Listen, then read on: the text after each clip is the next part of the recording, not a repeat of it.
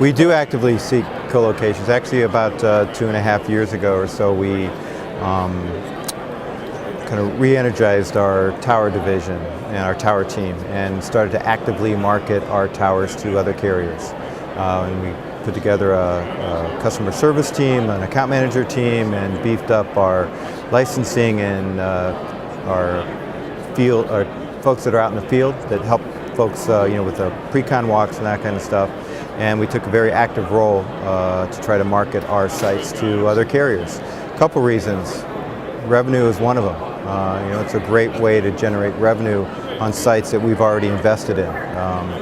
And so it was a great way to get some additional return on the dollars that we had invested in those sites. It also helps us with our relationships with other carriers because we co-locate on some of their sites as well. And so working those reciprocal relationships proved to be beneficial to both them and to us.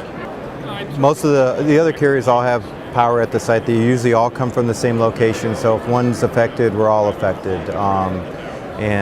So that's really not an issue. We didn't see really any resistance from the other carriers either because, as I said, we co-locate on their sites as well.